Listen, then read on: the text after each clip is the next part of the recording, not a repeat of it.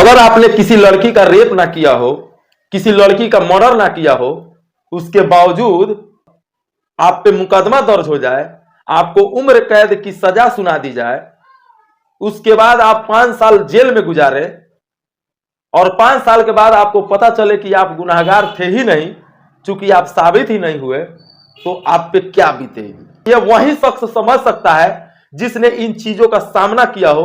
और एक ऐसी ही सच्ची घटना के साथ मैं आज फिर आप लोगों के समक्ष, मेरा नाम चंदन सोनी है और आप तह तक देख रहे हैं एक ऐसी घटना जो कि रूह कपा देने वाली घटना बिहार के बेतिया जिला की है। जिस शख्स के साथ यह घटना घटित हुई उस शख्स का नाम मुन्ना अंसारी है। मुन्ना अंसारी एक मुस्लिम युवक, कहा जाता है कि हमारे देश में मुसलमान बहुत बढ़िया से रहते हैं, बहुत खुशी से रहते हैं, लेकिन कभी कभी आप लोग को सुनने को मिलता होगा कि कुछ मुसलमान भाई बोलते हैं कि मैं इस देश में अपने आप को असुरक्षित महसूस कर रहा हूं। तो हम और आप सोचते हैं कि हमारे आसपास रहने वाले मुसलमान तो सारा पर्व सब कुछ हंसी खुशी सब कुछ मनाते हैं, भाई के जैसा मिलजुल के रहते हैं, तो फिर ये अपने आप को असुरक्षित ऐसा क्यों बोलते हैं। लेकिन ये घटना सुनने के बाद आपको मालूम हो जाएगा कि वो अपने आप को असुरक्षित क्यों बोलते हैं। मुन्ना अंसारी 5 बच्चों का पिता, महज 8 साल की लड़की का रेप का उस पे जो है एलिगेशन डाला जाता है, उसके बावजूद उसे टॉर्चर किया जाता है, उसके बाद उसे उम्र कैद की सजा सुना दी जाती है। घटना 1 जनवरी 2019 रात 8 बजे की है। मुन्ना अंसारी पेशे से ड्राइवर होते हैं और वो मालिक से गाड़ी भाड़े पे ले करके गाड़ी दिन रात चला करके अपने परिवार का गुजारा करते हैं, जिससे अपने बच्चों का वो पेट पालते हैं। घटना 1 जनवरी 2019 रात 8 बजे की है। मुन्ना अंसारी गाड़ी चला करके आते हैं, गाड़ी मालिक के दरवाजे पे खड़े करते हैं, उसके बाद अपने घर को जाकर के वो सो जाते हैं। रात के 8 से 9 बजे के करीब उनके दरवाजे पे कुछ लोग आते हैं और उनका दरवाजा लोग पीटने लगते हैं। जब मुन्ना अंसारी दरवाजा खोलते हैं तो मुन्ना अंसारी से कहा जाता है कि तुम्हारे गाड़ी मालिक की बेटी का किसी ने रेप करके और उसका निर्मम तरीके से हत्या करके उसके पूरे शरीर पे नाक कान ये सब कुछ काट दिया गया है। मुन्ना अंसारी इन चीजों से बेखबर होते हैं, उन्हें कुछ पता ही नहीं होता है कि आखिर ये क्या हुआ। मुन्ना अंसारी आनन फानन में वहां पे पहुंचते हैं और वहां पे जब जाते हैं तो वहां पुलिस अपना जांच करने के लिए वहां पे मौजूद होती है। इसी दौरान पुलिस पूछताछ करती है उन सारे लोगों से कि बताओ क्या कैसे हुआ, कहां क्या हुआ। वो लड़की शाम से ही गायब होती है। रात को 8 बजे उसका जो है लाश बरामद होता है, जिसमें उसको देख करके वहां के गांव वाले एकदम आक्रोशित हो जाते हैं कि आखिर ऐसा कृत्य, रेप तो किया ही, लेकिन साथ ही साथ उसके पूरे बदन पे ऐसा ऐसा हमला किया गया था, ऐसे ऐसे जगह को काट दिया गया था जिसे मैं बता नहीं सकता हूं।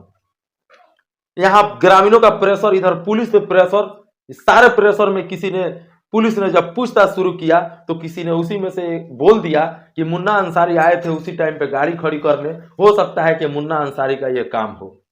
बस इतना ही बोलने का देर था कि पुलिस ने मुन्ना अंसारी को अपने गाड़ी में बैठा लिया।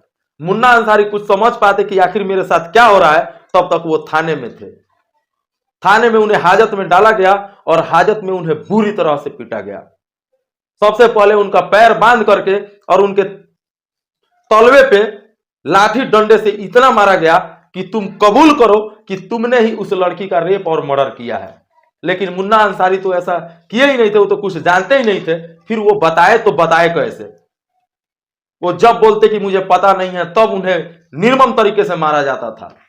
हाजत के अंदर इतना मारा गया, 2 अंगूठे को बांध करके उनको टांग दिया गया। सोचिए आपके दोनों पैर को बांध करके अगर टांग दिया जाए तो आपकी हालत कैसी हो जाएगी। यहां तो मुन्ना अंसारी के दोनों अंगूठे को बांध करके टांग दिया गया था। उसके बाद मुन्ना को बोला गया कि तुम कबूल करो कि मैंने ये गुनाह किया है, लेकिन मुन्ना अंसारी अपने बातों पे अडिग रहे। वो बोले कि मैं ये जानता ही नहीं हूं तो मैं फिर कबूल कैसे करूं। बाद में पुलिस मार मार कर थक हार गई, अधमुंह तक हो गए मुन्ना अंसारी, लेकिन उन्होंने जो गुनाह किया ही नहीं था तो वो बोलते कैसे कि मैंने ये गुनाह किया है। उसके बाद मामला कोर्ट में पहुंचा। कोर्ट ने उन्हें उम्र कैद की सजा सुना दी।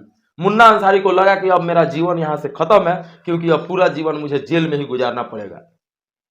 जब कोर्ट से निकल करके उन्हें जेल में डाला गया तो जेल में उन्हें 3 महीना तक दवा खाना पड़ा, जो कि उनको जो थाने में पीटा गया था उसका दर्द मुन्ना अंसारी भूल नहीं पा रहे थे कि मैं कैसे इससे उभरूंगा, और इससे उभरूं या नहीं उभरूं, लेकिन मेरी जिंदगी तो अब जेल में ही सड़ जाएगी।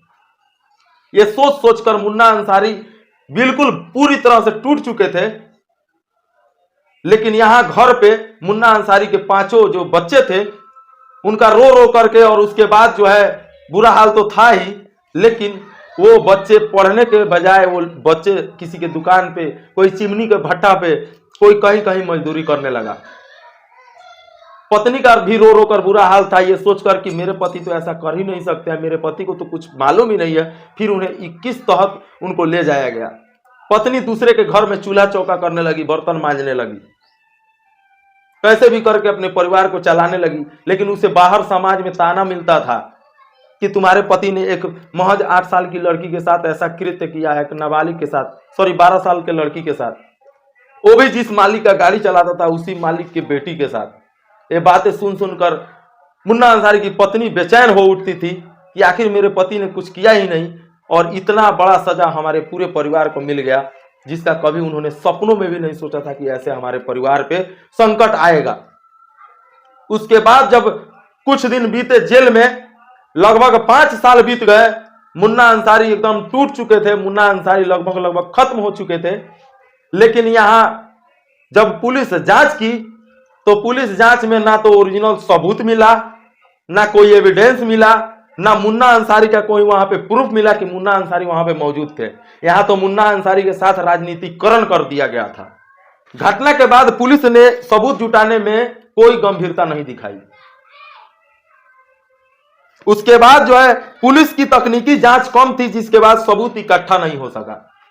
अगर शायद पुलिस की तकनीकी जांच मजबूत होती तो सबूत इकट्ठे हो सकते थे। उसके बाद आईओ ने लड़की की उम्र का कोई प्रमाण नहीं दिया, और जो पॉक्सो एक्ट के तहत उनको सजा सुनाई गई थी वो पॉक्सो एक्ट कभी साबित ही नहीं हुआ मुन्ना अंसारी पे। लेकिन तब तक 5 साल बीत चुके थे। बाद में उन्हें कोर्ट से रिहा किया गया, उन्हें बरी किया गया। जब मुन्ना अंसारी अपने घर आए तो अपने बीवी बच्चों और पत्नी से गले लगकर फफक कर रो पड़े।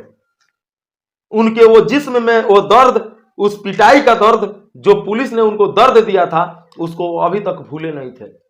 मुन्ना अंसारी के पास जब कुछ मीडिया वाले पहुंचे, उनसे जब सवाल किया गया तो मुन्ना अंसारी ने बताया कि आखिर मेरा गुनाह क्या था। मुझे इतना पीटा गया कि मैं कभी जीवन में किसी काम के लायक नहीं हूं। मैं तो जेल में ये सोच लिया था कि मेरी लाश ही इस जेल से बाहर निकलेगी, मैं तो जिंदा निकलने वाला नहीं हूं। लेकिन आखिरकार 5 साल के बाद ऊपर वाले ने सुना, समझा, देखा कि एक बेगुनाह व्यक्ति जेल के सलाखों के अंदर है और इसके साथ अन्याय हो रहा है, तो कहीं ना कहीं जो है जैसे भी तैसे करके वो बाहर तो आ गए। लेकिन क्या 5 साल वो मुन्ना अंसारी का ये पुलिस वाले या ये कोर्ट लौटा सकता है? क्या मुन्ना अंसारी के साथ जो निर्मम पिटाई की गई, क्या वो दर्द उनको लौटा दिया जा सकता है? क्या उनके शरीर पे जो जख्म है वो मिटा सकते हैं? क्या उनके जो इज्जत पे जो धब्बा लग गया, उनके परिवार पे जो धब्बा लग गया, उनके पत्नी पे जो धब्बा लग गया, स्वयं उनके अपने ऊपर जो धब्बा लग गया, आरोप कलंक लग गया, क्या वो कलंक को कोई भी मिटा सकता है? लेकिन कहीं ना कहीं हमारे देश में जो है कानून व्यवस्था जो है कहीं ना कहीं धर्म और मजहब को बीच में लेकर आती है, जिसमें या तो धर्म वाला कुचला जाता है या फिर मजहब वाला कुचला जाता है। और कुचले भी वही लोग जाते हैं जो दबे होते हैं, जो गरीब होते हैं, जो मजदूर होते हैं, उन्हीं को ज्यादा टारगेट किया जाता है। अगर मुन्ना अंसारी करोड़पति होते, लखपति होते, कोई बड़ा बिजनेसमैन होते, तो मजाल नहीं था कि कोई पुलिस वाला उनको उठा करके ले जाए और उनको इस तरह बुरे तरह से बर्ताव उनसे करे। लेकिन हमारे देश में ऐसा होता है, किसी भी पुलिस जांच में जब भी पुलिस के कोई रडार में आता है तो वो दबा कुचला मजदूर गरीब असहाय व्यक्ति आता है। पैसे वाले को तो कोई भी हाथ नहीं लगा सकता। और खास करके धर्म और मजहब की जो राजनीति होती है हमारे देश में, कहीं ना कहीं ये जहर का काम कर रही है, और ये जहर कहीं ना कहीं खतरनाक साबित होगा आगे चल के। तो इसमें जो है कानून को अपना जो भी है इस मामले में, कहीं ना कहीं इस मामले को हाई कोर्ट तक ले जाना चाहिए था, लेकिन यहाँ पे बेतिया के कोर्ट ने ही सजा सुना दिया। अब बताइए कि कितना आनन फानन में काम हुआ। तो कहीं ना कहीं ये घटना जो है हिला करके रख देने वाली है, और ये घटना से कम आप और हम सीख लें। इस घटना से आप लोगों ने क्या सीखा, कमेंट में अपनी राय को जरूर रख दीजिएगा। वीडियो अच्छा लगा हो तो लाइक जरूर कीजिएगा, चैनल पर नए हो तो सब्सक्राइब जरूर कीजिएगा। मिलते हैं किसी और एक नई कहानी के साथ जो कि सच्ची घटना पे आधारित है। अगर आपके आस पड़ोस में कोई ऐसी घटना घटित हुई है जिसे आप लोग प्रकाशित करना चाहते हैं, जिसको आप चाहते हैं कि तब तक पे उस वीडियो के माध्यम से उसको प्रकाशित किया जाए, उसे दिखाया जाए, तो आप लोग हमें मेल कर सकते हैं या फिर हमारे कमेंट बॉक्स में अपना राय को रख सकते हैं। आपकी वीडियो को जरूर प्रकाशित किया जाएगा।